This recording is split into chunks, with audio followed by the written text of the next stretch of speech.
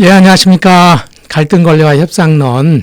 오늘 이 시간에는, 저희가 갈등의 기능과 형태에 대해서 공부를 해보도록 하겠습니다. 실은 갈등이라는 것이 우리가 갈등을 잘 협상하고 조정해서 윈윈할 수 있는 방향으로 가기 위해서는 우리가 갈등에 대해서 제대로 알아야 되는데, 우리가 전 시간에 또 우리가, 전 시간에 우리가 갈등이라는 게 어떤 것인지, 또 갈등을 어떤 식으로 해결해야 될 것인지에 대해서 공부를 했는데, 조금 더 자세하게 갈등의 기능과 형태에 대해서 공부를 하겠습니다. 그래서 우리가 갈등이라는 것을 잘 이해를 하면, 갈등을 잘 다루는 데 있어서 좀 원활하다, 이렇게 볼 수 있겠습니다. 그래서 갈등 조정 복지 전공인데, 저희는 이제 갈등에 대한 굉장히 깊이 있는 이해, 그 다음에 이제 조정을 해야 되는데, 조정하기 위해서 이제 그 기본적인 협상에 대해서 기본 바탕에 들어있기 때문에 협상에 대해서 그래서 공부하는 건데, 가장 기초는 바로 이 갈등이라는 게 과연 무엇인가에 대해서 공부하는 것이다 하는 것을 여러분들이 이해를 하시면 되겠습니다. 그래서 갈등에 대해서, 갈등을 대하는 시각의 변천 과정에 대해서, 그리고 갈등의 순기능과 역기능, 또 건설적 갈등과 파괴적 갈등, 또 갈등의 양에 따라서 어떤 기능이 있는지, 갈등이 조직에 어떤 변화를 가져오는지에 대해서 제1절에 대해서 공부하고, 제2절에서는 갈등의 차원과 형태에 대해서 공부를 합니다. 그래서 공간을 기준으로 한 분류, 또 조직의 편익 비용을 기준으로 한 분류들, 행동 주체를 기준으로 한 분류, 또 접근과 회피를 기준으로 한 분류, 순수성을 기준으로 한 분류, 또 갈등의 원천을 기능별로 보는 분류, 또 갈등의 진행 과정을 중심으로 하는 분류, 또 고의성을 기준으로 한 분류, 또 정부에서 갈등을 어떻게 바라보느냐에 따른 기준으로 한번 알아보도록 하겠습니다. 자, 먼저 갈등의 기능은 그 시각적인 변천 과정이 있습니다. 그래서 갈등을 어떤 식으로 바라보느냐. 그래서 시간의 어떤 역사적인 어떤 순서에 따라서 갈등을 초창기 때는 굉장히 부정적으로 봤죠. 갈등이 있는 것 자체가 굉장히 그래서 개인과 조직에 피해를 주는 것이다. 그래서 반드시 제거를 해야 된다. 이렇게 생각을 했는데, 인간관계학적인 그런 관계학이라든지 또는 그 행동과학적인 측면에서 갈등의 긍정적 측면을 발굴하게 된 거죠. 그래서 갈등은 반드시 나쁜 것만은 아니다. 갈등은 자연적이고 필연적인 것이다. 예, 나쁜 것만 아니고, 그러니까 필연적이라는 것은 제거할 수 없다는 거잖아요. 필연적인 것이다. 이렇게 본 거죠. 그래서 현대에서의 갈등의 통합적인 시각은 보시는 것처럼 갈등은 가치 중립적인 것이다. 그러니까 이게 좋고 나쁘다. 이렇게 할 수 없다는 거죠. 근데 우리는 갈등이다 그러면은 뭔가 나쁘다 생각하는데, 갈등이라는 것은 중립적인 거죠. 그러니까 실은 우리나라에서 지금 정권이 교체되는 시기에서 여러 갈등이 있는데, 이것이 어떤 도덕적으로 나쁘다, 또 좋다, 이렇게 보지 않는다는 거죠. 또 이익이 될 수도 있고 손해가 될 수도 있다.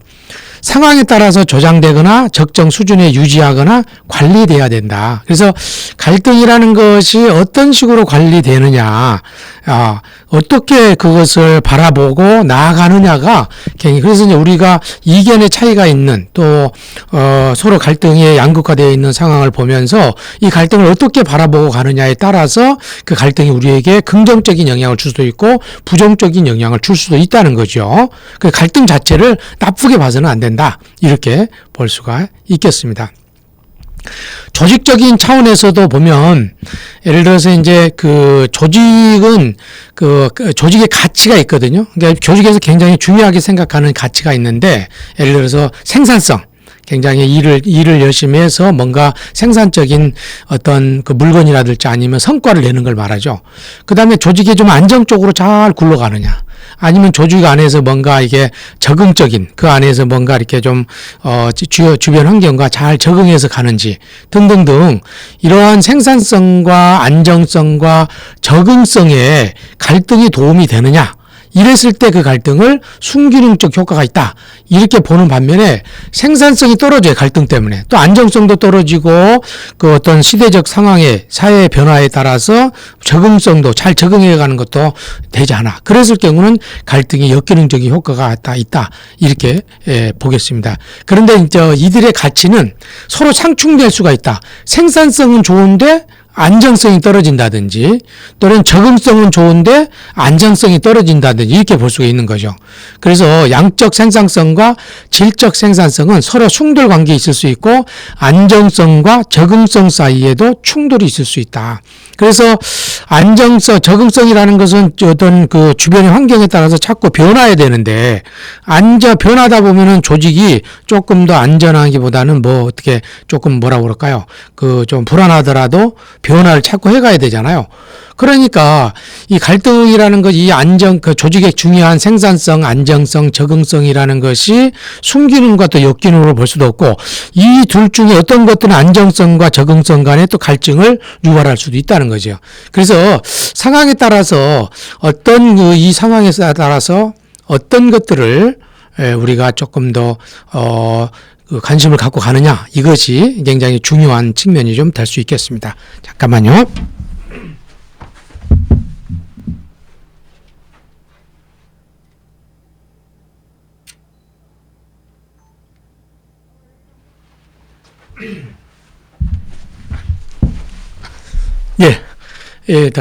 그래서 이제 이 갈등이 조직의 가치와 갈등의 효과에 있어서는 이런 관계가 있다는 거 여러분들 한번 이해하면 좋겠습니다. 그 다음에 이제 갈등은 기여 유인 평행 이론적 관점에서도 볼 수가 있는데 폰디라는 사람은 기여 유인 평행 이론을 가지고 조직의 균형과 갈등을 설명하고 있다. 조직에 참여하는 모든 참여자를 위한 유인이 기여를 초과할 때 조직은 평형의 상태, 즉 균형의 상태에 있고 반대로 기여가 유인을 초과할 때 불균형의 상태가 있게 된다. 이게 무슨 말이냐면 실은 조직 안에서 내가 어떤 시간과 나의 지식을 투자해서 기여를 해요. 그런데 그 기관에서 나한테 뭔가 월급을 높게 준다든지 아니면 직위를 높이 준다든지 해가지고 내가 거기에 머물러 있을 수 있도록 유인을 한다는 거죠. 거기에 머물러 있을 수 있도록 하는 어떤 동기를 부여하는 어떤 것들을 제공해 주는 거죠. 내게 기여한 것만큼 뭔가 유인책을 써주는 거죠. 기관 안에서. 그래서 돈이라든지, 뭐, 정서적 안정을 준다든지, 내지는 높은 지위를 준다든지, 이렇게 했을 때, 사람은 내가 기여를 많이 했는데, 기관이 나를 붙들어 줄 수 있는 지위라든지 돈이 적게 들어. 그런 불균형 상태가 생기죠. 가장 극단적인 것은 내가 기여한 만큼 안 됐을 경우는 내가 직장을 그만두는 거죠. 기여 유인 평행 이론적 관점에서, 여러분들이 학교에 왔어요. 시간을 내고 돈을 기여해서 왔는데, 학교가 나를 머물게 할 수 있는 어떤 뭔가 좀 기여할 수 있는, 학교가 줄 수 있는 거, 뭔가 학문적인 퀄리티 있는 거, 그 다음 이것을 통해서 사회에서 내가 뭔가 원하는 것을 뭔가 해낼 수 있는 어떤 지적인 것을 얻을 수 있다. 이런 어떤 그것을 주지 않으면 불균형 상태가 생기게 되고 그것이 극도화될 때는 학교를 탈락한다. 그렇게 되는 거죠. 그래서 기여 유인에 있어서 평형이 되지 않으면 불균형 상태가 되고 그러한 상태를 잘 해결하지 못하면 파국은 조직을 떠난다든지 이렇게 된다는 거죠. 그래서 기여와 유인 간에 뭔가 유인책 간에 평형이 되지 않았을 때 우리는 그것을 뭔가 좀 불균형이다 이렇게 바라볼 수 있겠는 거죠. 그래서 폰디는 기여 유인 평행 이론을 가지고 조직의 균형과 갈등을 설명하고 있는데 앞 설명했던 것처럼 조직에 참여하는 모든 참여자를 위한 유인이 기여를 초과할 때 조직은 평행 상태에 있다. 그게 뭐냐면 유인이 기여를 초과한다. 그러니까 내가 기여한 것보다도 그 기관에서 주고 있는 뭔가 동기화해서 주고 있는 것이 더 많을 때 그 기관은 평행 상태가 되는 거예요. 뭔가 거기에 있는 조직원들은 머물라고 하겠죠. 균형의 상태에 있고 반대로 기여가 유인을 초과할 때 불균형 상태가 된다. 내가 회사를 위해서 이렇게 시간과 또는 어떤 지식을 쏟는데 그 기관에서 나한테 줄 수 있는 유인이 될 수 있는 어떤 돈이라든지 보상이라든지 이게 적다.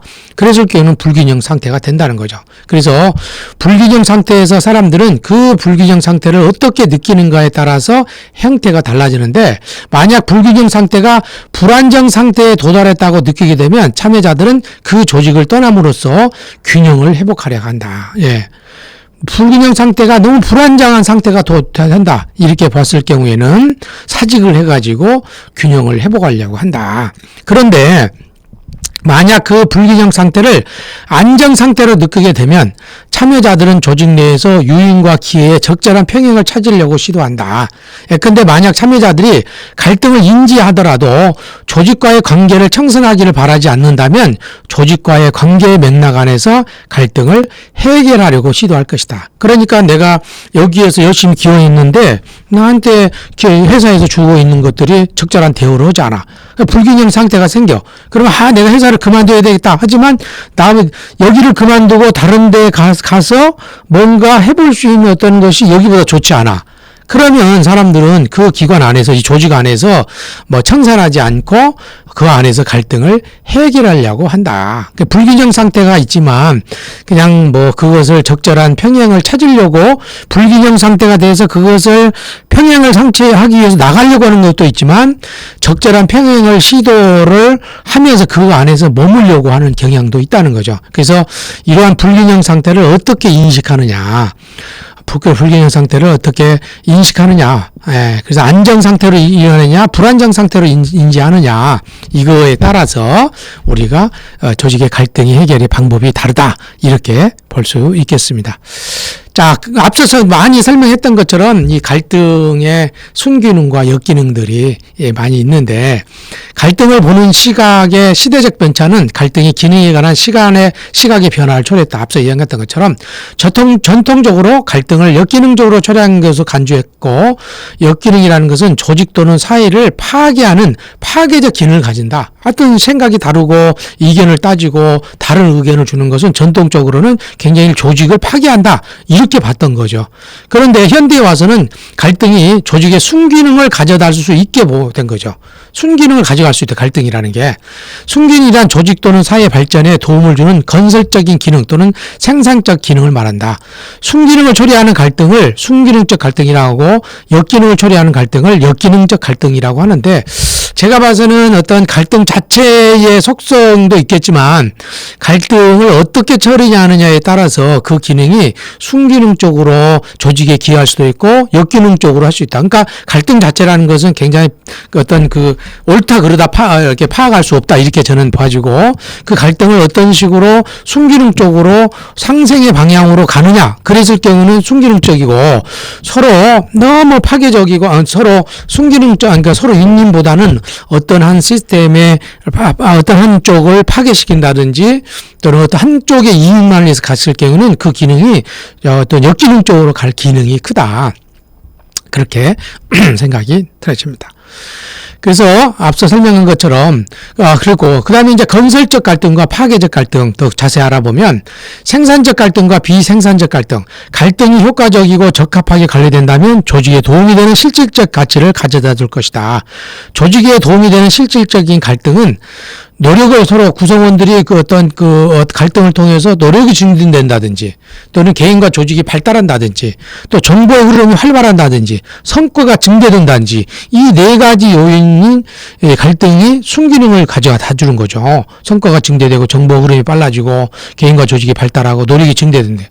조직에 해가 되는 갈등의 역기능은 파괴적인 감정을 갖고 변화에 저항하고 우물쭈를 주저하고 합리성보다는 정치적 힘이 강하고 반감과 적대감이 강하다. 그러니까 저는 앞서서 갈등이라는 것은 정상적인 것이고 그걸 어떻게 관리하느냐에 따라 순기능, 역기능도 된다 이렇게 보는데, 순기능적인 갈등이 이미 어떻게 관리하든 간에 어떤 순기능적인 기능이 있는 것은 그대로 둬도 되겠지만, 이미 갈등이 여기처럼 변화에 저항한다든지 아니면 파괴적인 감정을 만든다든지 아니면은 우물쭈물한다든지 아니면 정치적인 힘이나 반감, 적대감이 많았을 경우는 이건 이건 어떻게 하냐? 갈등을 관리를 해줘야 된다는 거죠.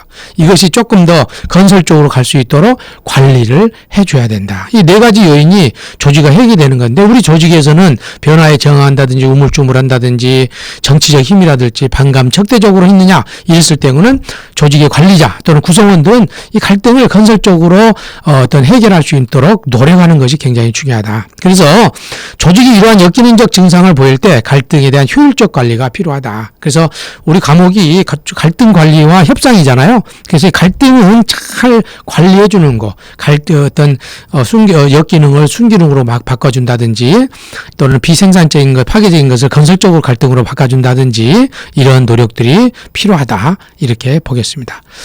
그래서 이런 생산적인 건설적 갈등을 위해서 갈등을 어떻게 이해하는 것이 바람직할까? 첫째는 갈등이 반드시 참여자에 대한 비용은 아니며 어떤 참여자는 갈등 상황을 즐기기도 한다. 이제 반드시 갈등이 비용을 치러야 되는 것은 아니고 어떤 상황은 갈등을 즐기기도 한다는 거죠. 갈등을 창조적으로 관리하면 질서를 창조할 수 있다. 예. 그러니까 갈등을 창조적으로 관리함으로써 질서를 창조할 수 있다는 거죠. 이게 굉장히 갈등을 건설적으로 바라보는 거죠. 갈등이 조직을 보호하는 보호막 임무를 수행할 수 있다. 즉 자신의 기업을 확장하기 위한 보호막으로서의 혼란을 고의로 일으킬 수도 있다. 예. 고의로 일으킴으로써 기업을 좀 확장하고 보호할 수 있는 기능으로도 나아갈 수 있다는 거죠. 조직의 위기 상황에 닥쳤을 때 고의로 경쟁과 의견의 불일치를 집단들 사이에 발생하게 하여 집단들 간의 관계를 유지할 수 있다. 그러니까 우리가 조직이 위험 상황에 있을 때 어떤 외부 환경과 우리 조직 사이에 갈등을 유발해서 그 조직 안에 뭔가 좀 더 건설적인 협력을 초래하는 거죠. 그래서 이제 외국 같은 게 이제 우리가 일본이 우리나라를 침략했을 때도 자기 나라의 불안을 이용해서 결집을 시킨 거거든요. 그러니까 제가 봐서는 조직 안에서 불안이 크다. 그러면 조직 밖에 모두의 적이 되는 외부의 조직 밖의 외부의 적을 만들면 돼요. 외부의 적을 만들어야 돼요. 그래서 외부의 적을 만들어서 내부 사람들이 결집할 수 있도록 만들어주는 것이 굉장히 중요한 측면이 될 수 있겠습니다. 그래서 건설적인 갈등을 위해서 이런 방법도 있다는 거. 그 다음에 이제 기여 요인 균형이 깨어진 상태를 불균형 상태라고, 갈등은 불균형의 조건이 아니다. 조직 구성원이 갈등을 감소시키는데 실패한다고 하더라도 개인이 조직에 이바지하는 것보다 조직이 구성원에게 제공하는 유인이 더 크면 구성원은 여전히 조직에 참여하게 된다. 예. 그래서 이제 우리가 그러니까 뭔가 균형이 깨지더라, 상태가 불균형 상태가 있더라도 자꾸 조직이 뭐라고 할까, 이제 조직 안에서 구성원에게 그러니까 조직이 어떤 식으로 뭔가 그 구성원들에게 어느 정도의 좀 관심과 사랑과 유인책을 제공하느냐에 따라서 그래서 따라서 조직이 어떤 뭐라고 그럴까요? 뭔가 조직 안에서 사람들이 조금 더 건설적으로 살아갈 수 있도록 만들어주는 거죠. 그러니까 조직 안에서 두 갈등 사항이 있었을 때 조직적 차원에서 어떻게 조직적 차원에서 구성원들에게 유인책을 제공할 것인가, 이것이 굉장히 큰 것 같아요. 두 당사자의 문제가 있더라도 두 당사자의 문제를 해결하기 위해서 조직적인 차원에서 어떤 식으로 유인책을 제공할 것인가, 이것도 굉장히 중요한 측면이 있다, 이렇게 보겠습니다. 갈등은 조직에서 필연적인 것이기 때문에 작은 갈등을 종종 유발함으로써 잠재된 갈등을 표출하게 함으로써 그렇지 않을 때 발생할 수 있는 조직을 파괴하는 더 큰 갈등을 미리 그러니까 조그만 갈등을 유발함으로써 더 큰 갈등을 예방할 수 있는, 그래서 갈등을 생산적으로 건설적으로 하기 위해서 이러한 요인들을 우리가 잘 좀 이해를 해. 그래서 갈등을 어떻게 이해하느냐, 이것이 갈등을 조금 더 생산적이고 건설적으로 하느냐 파괴적으로 하느냐, 이렇게 될 수 있다는 거죠.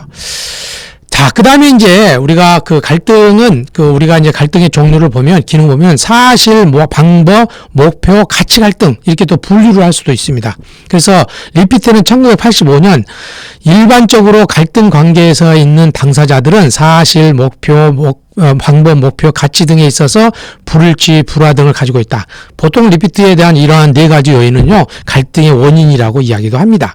그래서 이것이 사실에 대한 해석이 차이가 있는 것인가, 아니면 방법에 있어서 뭔가 해결 방법에서 차이가 있는 것이냐, 아니면 서로 다른 목표가 있는 것이냐, 아니면 뭔가 똑같은 상황에서 서로 다른 가치 때문에 것이냐. 그래서 이렇게 사실이나 목표나 방법, 목표, 이 가치에 대한 어떤 우리가 그 내용들을 우리가 잘 내용이 무엇인지를 잘 이해하는 것이 굉장히 중요하고, 우리가 이 갈등이 지금 어떤 갈등인지 잘 파악하는 것이 중요하겠습니다.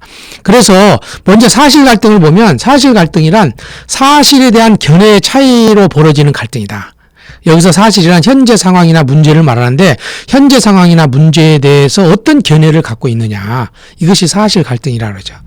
사실에 대한 어떤 면에서는 견해의 차이, 이 사실에 대한 똑같은 거에 대한 견해의 차이. 그러니까 실은 사실 갈등이죠. 이번에 물론 이제 다른 거하고 중복되어 있지만, 청와대를 이전하니 마느니, 누가 뭘 해야 되냐 안 하니, 이것은 어떤 사실에 대한 서로 간의 의견의 정치적인 것이 바로 이 사실 갈등이 굉장히 큰 것 같아요. 똑같은 상황을 다르게 해석하는 거, 혼란스럽기도 하는데, 실은 그렇게 함으로써 전체를 아우를 수 있는 어떤 측면들이 있다. 예. 일단 두 번째는 방법 갈등인데, 방법 갈등이란 방법에 대한 불일치로 발생하는 갈등이다. 여기서 방법이란 목표를 성취하기 위한 최선의 수단을 말하는데, 에너지 부족이라는 문제를 해결하기 위한 수단으로 원자력을 수단할 것인지, 수력을 수단할 것인지, 화력을 수단할 것인지 등등, 이게 방법에 대한 어떤 갈등이냐, 이렇게 생각해 볼 수 있겠습니다. 세 번째는 목표 갈등. 목표 갈등이라는 것은 추구하고자 하는 목표가 서로 달라서 벌어진 갈등이요. 여기서 목표란 나아갈 바 또는 문제가 해결된 상태의 말을 말하는데, 갈등 문제를 해결했을 때 도달되어야 할 상태를 이야기를 합니다. 예, 그래서 개발로 인한 경제 성장을 우리가 목표로 할 것인가, 아니면 환경 보존을 위한 지속 가능한 개발이 목표냐, 이렇게 할 수 있다. 그다음에 가치 갈등인데, 가치 갈등이란 가치에 대한 의견 차이로 초래하는 갈등이다. 여기서 가치란 우리가 지지하는 장기적 목표와 지리들 등의 의미인데, 이 목표 갈등도 마찬가지인 거예요. 똑같이 어떤 목표 갈등이 지금 가치 갈등과도 좀 연계가 돼 있는 것 같아요. 그래서 예를 들어서 이야기하는 것처럼 하는 것처럼 이렇게 한 것처럼 여기에 그러니까 중복이 되어 있는 거죠. 중복이. 그래서 그러면 이것은 다 이들 간의 관계를 한번 보면은 이제 사실 갈등부터 가치 갈등까지 쭉 있는데, 실은 갈등 해결이 상대적으로 용이해요. 사실 갈등과 이 방법 갈등이. 그다음에 목표 갈등과 가치 갈등이 갈등 해결이 상대적으로 좀 어려운 갈등. 이 가치, 종교적 가치가 좀 다른다든지, 이념적 가치가 다른다든지, 이게 굉장히 복잡한 거죠.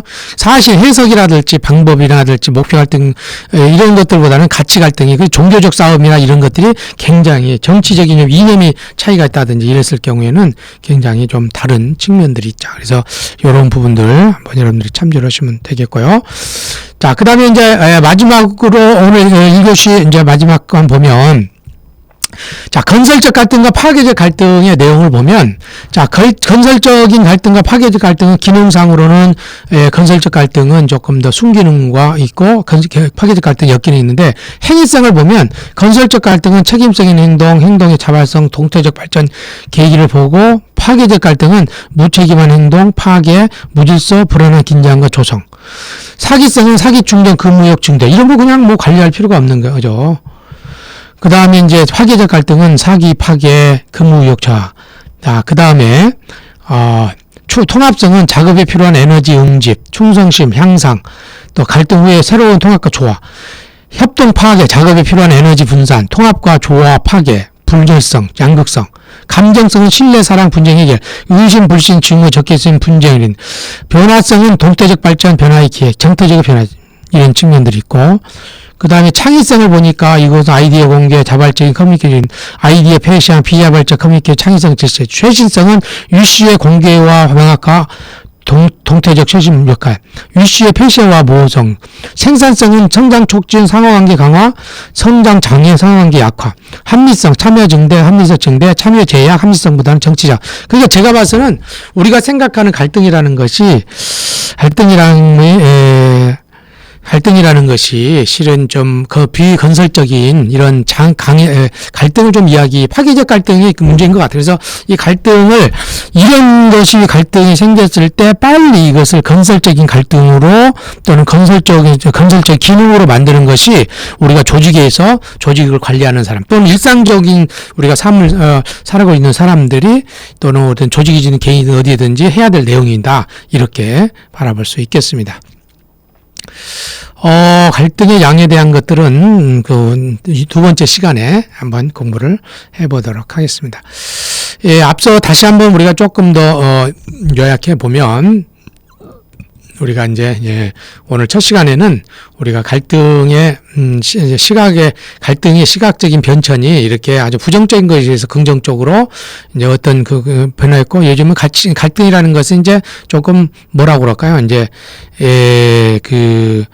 조금 더 그러니까 갈등이라는 것은 옳고 그르다 이렇게 보지 않는다는 거죠. 어떻게 관리하느냐, 이것이 굉장히 중요하고, 조직의 어떤 중요한 가치의 생산성, 안정성, 적응성이 어떤 유익이 주느냐, 아느냐에 따라서 역기능적이냐, 기능적이나 이렇게 본다는 것이고, 그 다음에 이제 기여 유인 평행 이론 쪽 관점에서 그러니까 우리가 기여하는 거에 비해서 조직이라든지 상대방이 나한테 뭔가 유인이 될 수 있는 어떤 뭔가를 균형 있게 주지 못했을 때 불균형 상태가 되고, 그것을 불안정 상태로 인식하느냐, 안정 상태 인식하느냐에 따라서 좀 달려갈 수 있다.